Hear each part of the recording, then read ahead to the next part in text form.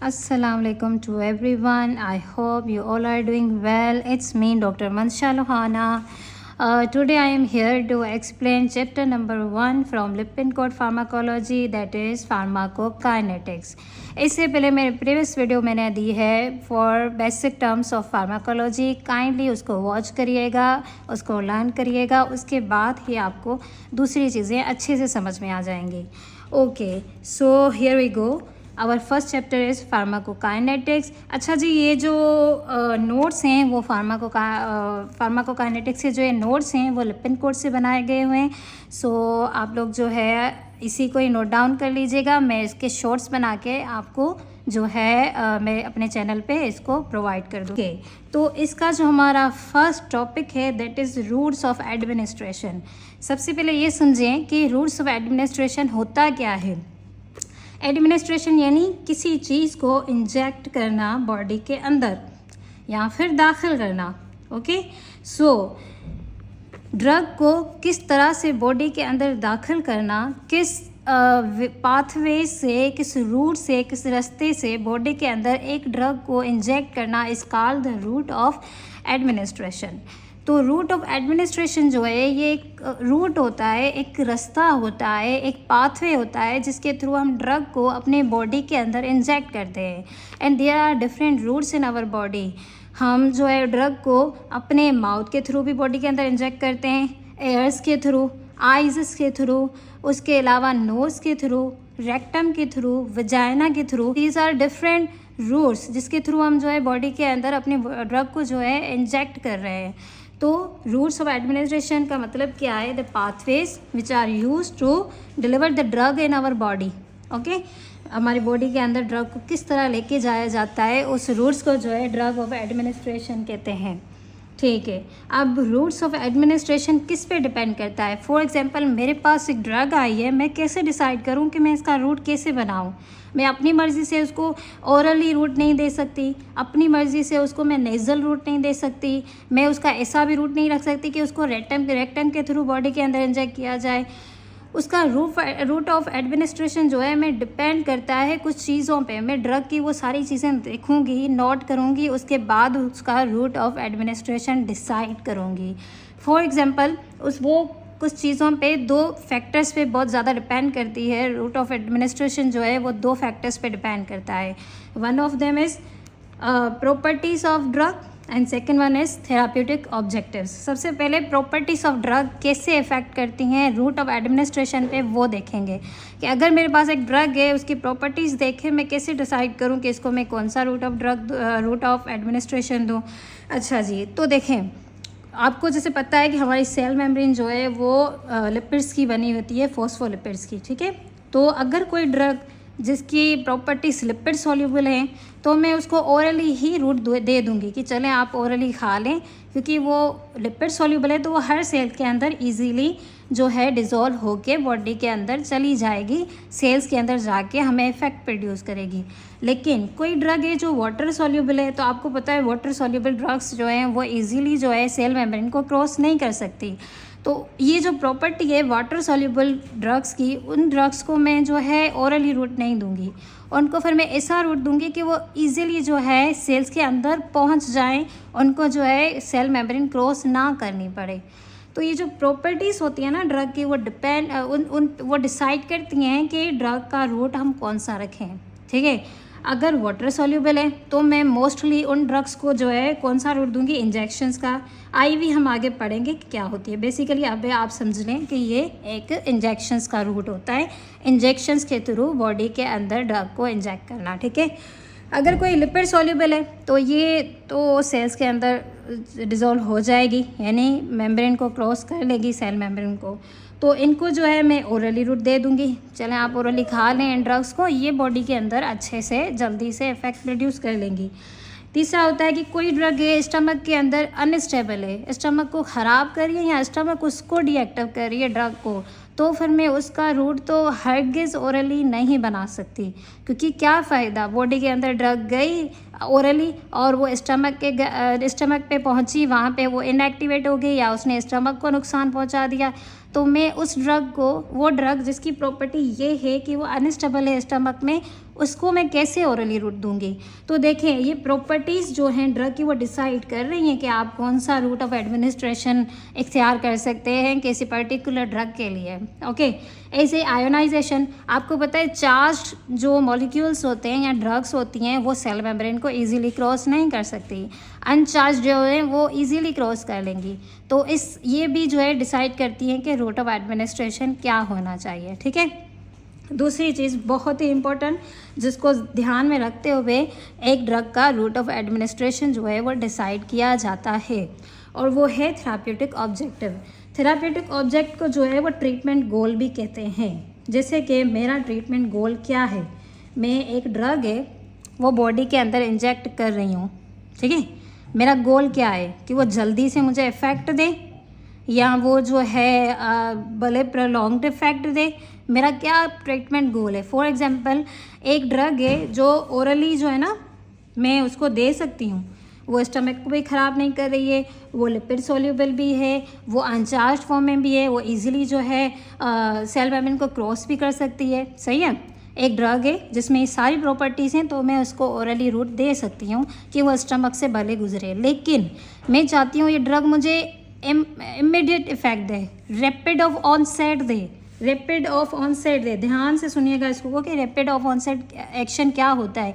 मैं चाहती हूँ कोई ड्रग है वो मैं लूँ और मुझे अभी के अभी उसका इफ़ेक्ट मिल जाए। जैसे कि इमरजेंसी वार्ड में जो इमरजेंसी पेशेंट्स आते हैं हार्ट अटैक के, उसके लिए हम ओरली रूट ड्रग का लेंगे ना तो वो तो बेचारा तब तक मर ही जाएगा जब तक उसके अंदर बॉडी का इफेक्ट प्रोड्यूस होगा। तो मैं उसको ओरली ड्रग्स नहीं दे सकती, मुझे कोई ऐसा रूट ऑफ जो है एडमिनिस्ट्रेशन बनाना पड़ेगा एक ड्रग का कि वो उसको जल्दी से रैपिड ऑनसेट ऑफ एक्शन दे। और रैपिड ऑनसेट ऑफ एक्शन हमेशा इंजेक्शन से मिलता है, क्योंकि अब इसकी वजह क्या है, इंजेक्शंस जो होती हैं ना वो ड्रग को ईजीली जो है हमारे ब्लड में पहुँचा देती हैं जल्दी से। IV इंजेक्शंस फॉर एग्जांपल वो ड्रग्स को इजीली ब्लड के अंदर पहुंचा देती हैं और विद इन 5 मिनट्स जो है वो अपना इफेक्ट प्रोड्यूस कर देती हैं। इसी तरह से इमरजेंसी वार्ड में इमरजेंसी पेशेंट्स को, हार्ट अटैक पेशेंट्स को जल्दी से बचाया जाता है सिर्फ उनके route of administration of drug का जो है सही इस्तेमाल करके। ठीक है, तो थेराप्यूटिक ऑब्जेक्टिव पे भी डिपेंड करता है कि आपका रूट ऑफ एडमिनिस्ट्रेशन एक ड्रग का क्या होना चाहिए।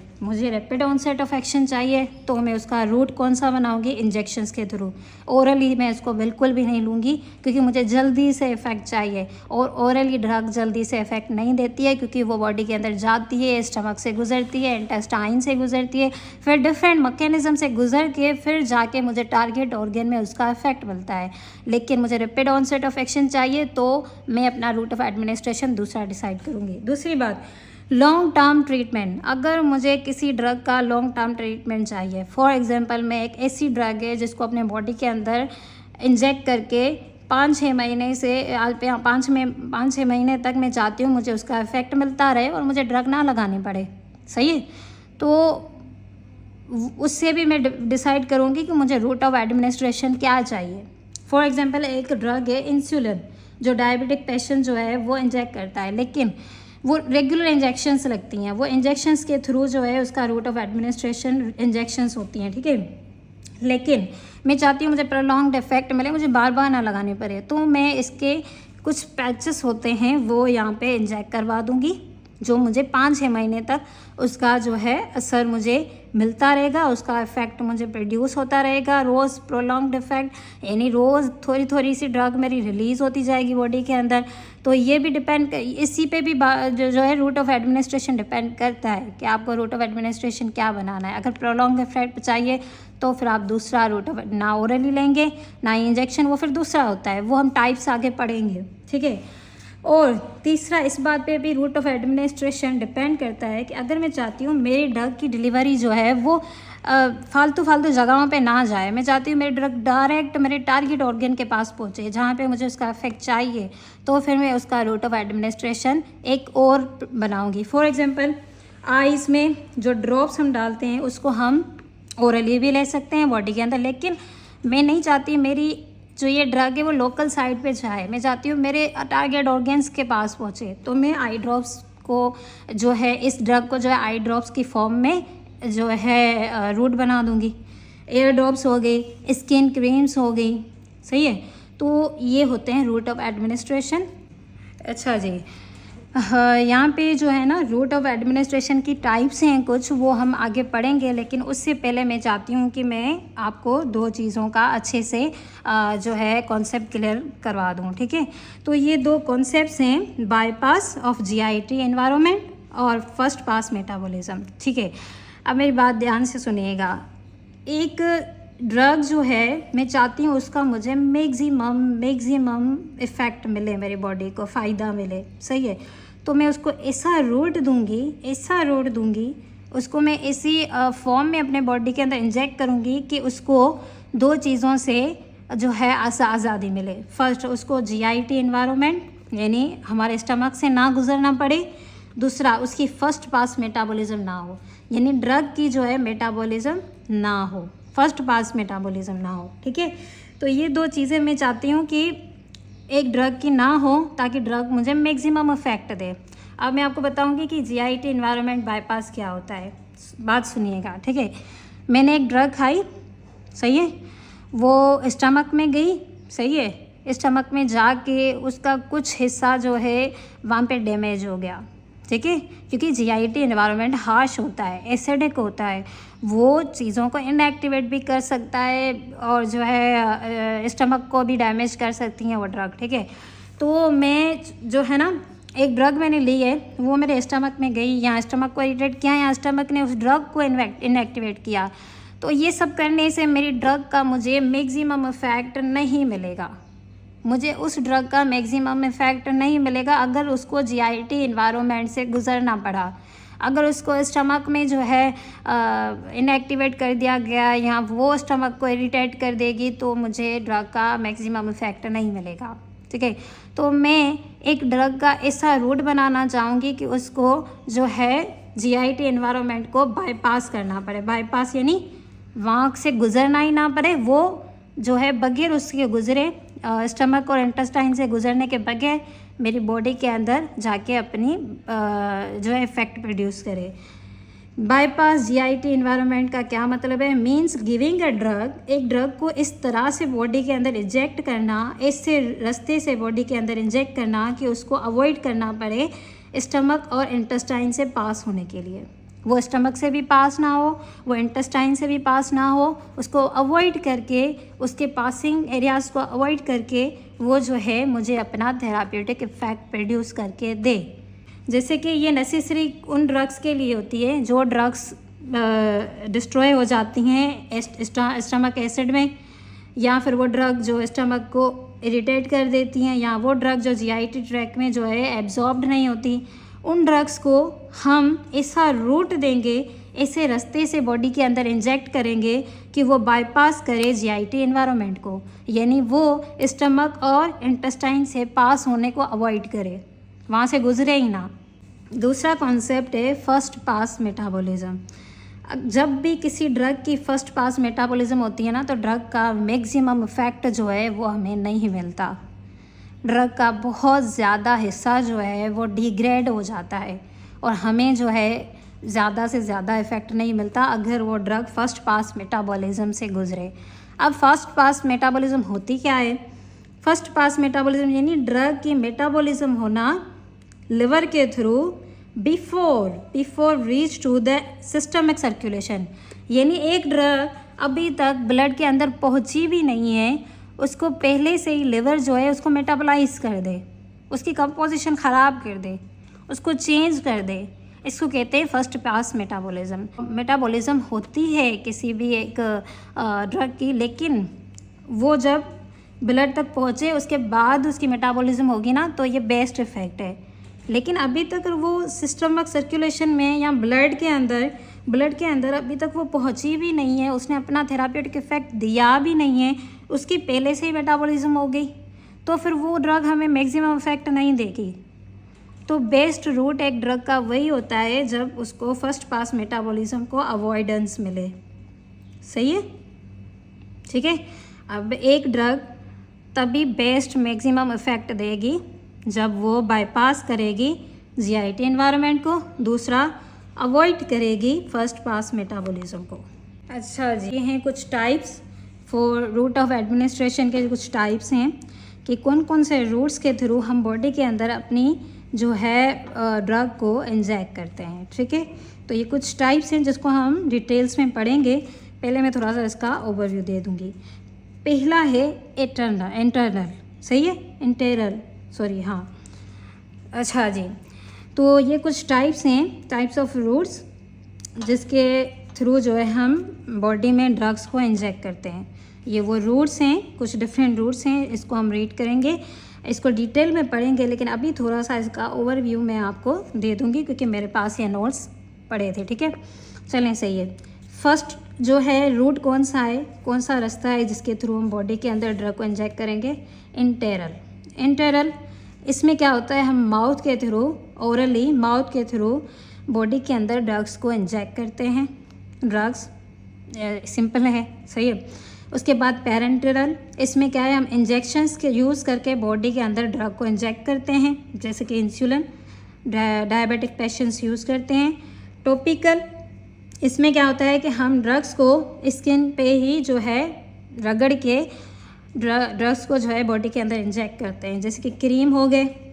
इनहेलेशन, ये ड्रग्स जो हैं जो इन ब्रीदिंग के थ्रू हम सांस लेने से ड्रग को बॉडी के अंदर इंजेक्ट करते हैं, इनको जो है इनहेलर्स कहते हैं, सही है। एक ये रूट होता है। दूसरा रूट नेज़ल प्रिपरेशन, नोज़ के थ्रू जो है ड्रग को बॉडी के अंदर इंजेक्ट करना, सही है। ट्रांसडर्मल, ये जो है कुछ पैचेस होती हैं, उनको ऐसे बॉडी के अंदर लगाया जाता है स्किन पे, उसमें से ब्लड जो है वो उसमें जो ड्रग है वो ब्लड के अंदर एब्जॉर्ब होती जाती है, सही है। और रेक्टम के थ्रू बॉडी के अंदर ड्रग को इंजेक्ट करना। और इंट्रावेंट्रिकल, ये कुछ इंजेक्शंस होती हैं जो कि ब्रेन के अंदर इंजेक्ट की जाती हैं ड्रग को बॉडी के अंदर पहुंचाने के लिए, जैसे कीमोथेरेपी। चले, सही। तो ये थी ओवरऑल हमारे आज के लेक्चर, जिसमें हमने रूट ऑफ एडमिनिस्ट्रेशन पढ़ा, उसकी डिपेंडेंस पढ़ी, first pass metabolism, bypass of GIT environment पढ़ा, और कुछ ये टाइप्स पढ़े। अब हमारी आगे की वीडियो जो होगी वो इन रूट्स को जो है डिफ़ाइन करेगी, इनकी प्रॉपर्टीज़ बताएगी और इन रूट्स को डिटेल में पढ़ेगी। इंटेरल और पैरेंटरल, इनको हम अच्छे से रीड करेंगे, बाकी ये सारे एक वीडियो में कवर हो जाएंगे। ओके, अच्छा जी guys, so this was my new video. I hope you like it and thank you so much for watching my video. And अब मैं मिलूँगी फिर नेक्स्ट वीडियो में एक नए लेक्चर्स के साथ। काइंडली आप इस वीडियो को वॉच करें, चैनल को सब्सक्राइब करें, शेयर करें, लाइक करें और बेल आइकन को दबाना बिल्कुल भी मत भूलिएगा। Thank you so much. अभी के लिए टाटा, बाय बाय।